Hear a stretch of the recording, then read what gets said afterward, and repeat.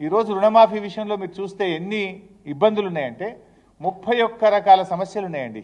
ఇవి రుణమాఫీ జరగకపోవడానికి కారణాలు ఏంటి అంటే 31 ప్రాబ్లమ్స్ ఉన్నాయి. ఇందులో అన్ని డీటెయిల్స్ కూడా ఉన్నాయి నా దగ్గర. మేము కింద నేను ఒక శాసనసభ్యుడిగా రివ్యూ చేశాను. అసలు ఏం జరుగుతూ ఉంది అంటే అగ్రికల్చర్ డిపార్ట్మెంట్ వాళ్ళు ఇచ్చిన పేపర్ ఇది. సార్ 31 రకాల సమస్యల వల్ల రుణమాఫీ క్షేత్రస్థాయిలో జరగడం లేదు అన్నారు. అందులో ప్రధానంగా మీరు ఇంకొక గమ్మత్ జిమ్మికి ఏం చేసిండ్రు, ఫేజ్ 1 ఫేజ్ 2. ఫేజ్ 1 1,00,000 రూపాయల లోపు మాఫీ, ఫేజ్ 2 1,50,000, ఫేజ్ 3 2 లక్షల లోపు అన్నారు. ఫేజ్ 1 ఫేజ్ 2లోనేమో రైతుల వివరాలు గ్రామాల వారీగా ఇచ్చారు.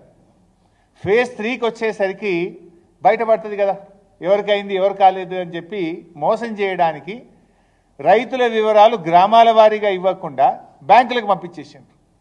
ఊర్లకు పోతే ఏమవుతుంది, వివరాలు లేవండి బ్యాంకుకు పోమంటున్నాడు వ్యవసాయ శాఖ అధికారి. వ్యవసాయ శాఖ అధికారుల దగ్గర లిస్ట్ వేయలే వీళ్ళు, ఎందుకంటే వీళ్ళ డొల్లతనం బయటపడుతుంది, ఎవరికి రుణమాఫీ జరగలేదో బయటపడుతుందని.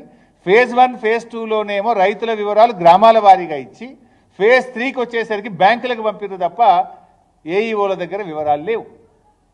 ఇలా రైతు రుణమాఫీ ఎగ్గొట్టడానికి ఈ ప్రభుత్వం 31 సాకులు చూపించింది. 31 సాకుల్లో ఒకటి రేషన్ కార్డుది మీకు సాక్ష్యాధారాలతో సహా చూపించాను. రెండవ కారణం ఫ్యామిలీ. ఇలా ఇది చాలా ఆశ్చర్యకరం, నిజంగా మీరు కూడా వింటే నవ్వుతారు. మా నియోజకవర్గంలో నల్ల మనెమ్మ, వారి భర్త గారు 2010లో చనిపోయారు. నల్ల మనెమ్మ గారు నారాయణరావుపేట గ్రామం.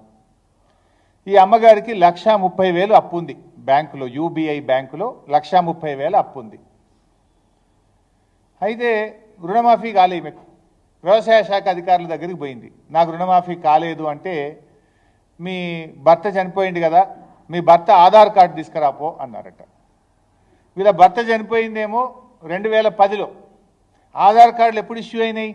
2011 తర్వాత ఆధార్ కార్డులు ఇష్యూ అయినాయి.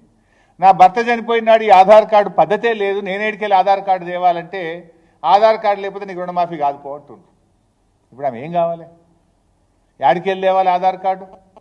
భర్త చనిపోయింది 2010లో, 15 ఏళ్ల కింద భర్త చనిపోతే ఇప్పుడు ఆధార్ కార్డు లేదు, నీ భర్తకు ఆధార్ కార్డు లేదు కనుక నీకు రుణమాఫీ కాదుపో అంటున్నట. ఇగో ఇది ప్రభుత్వ తీరు. ఇంకో విషయం, కుంబాల సిద్ధారెడ్డి గారు, ఈయన వయసు 51 సంవత్సరాలు. కారణం ఏదైనా పాపమైన పెళ్లి చేసుకోలే, ఒంటరిగానే జీవిస్తున్నాడు కుంబాల సిద్ధారెడ్డి గారు. ఈయనకు 1,99,000 రూపాయలు అప్పు ఉంది. అయితే ఇప్పుడు వ్యవసాయ శాఖ ఈయనకు రుణమాఫీ కాలే. మొన్న నాకు రుణమాఫీ కాలేదు, 1,99,000 ఉంది, 2 లక్షల దాకా అయిపోయింది అన్నారు కదా అని నా వ్యవసాయ శాఖ అధికారుల దగ్గరకు పోయిండ్రు. అరే నీ భార్య పేరు కావాలనే, నీ భార్య ఆధార్ కార్డు తెపోంటుడట.